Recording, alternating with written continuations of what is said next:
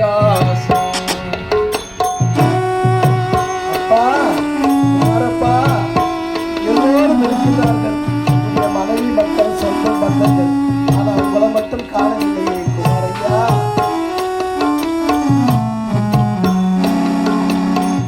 அப்பா நீ மந்திரமா பாடுபட்ட எந்திரமா.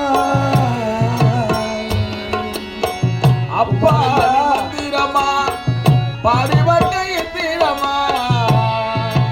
ஆமாங்க, இந்த எந்திரத்திற்காவது கொஞ்ச நேரம் ஓய்வு இருக்கும். இப்ப டிராக்டருக்கு ஒரு மாச காலம் வந்து அது ஏர் விழும்.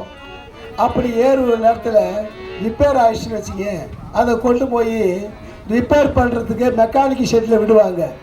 அது ஒரு 10 நாள் வந்து ஆகும் ரிப்பேர் ஆகிறதுக்கு. அந்த 10 நாள் அது ஓய்வு கிடைக்கும். ஆனால் ஒரு குடும்பத்திற்கு நல்ல தகப்பன் கிடைத்து விட்டார், அவருக்கு ஓய்வே கிடையாதுங்க.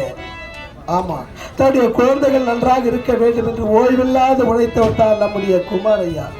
அப்பா நீ மந்திரமா பாடுபட்ட எந்திரமா, நம்பிக்கையா நீ இருந்த நான் வளர்ந்த கோபுரமா, ஓயாத சக்கரமா கண்ணிமை போல் பத்திரமா, பாதுகாத்து நீ வளர்த்த பாசத்தை சொல்லணுமா, தோளில் சாய்த்தங்களை யாராட்டு. தோளில் சாய்த்தங்களை யாராட்டி, துவண்டு விழுப்பாது சீராட்டி, பாச மலை தூவி பாராட்டி, பக்க துணை நின்று வழிகாட்டி, என்னை வளர்த்த உப்பாசந்தா மாறாது, எங்களை வளர்த்த உப்பாசந்தா மாறாது.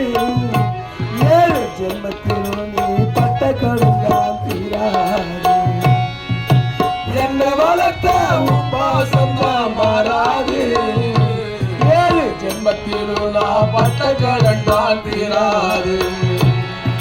அப்பா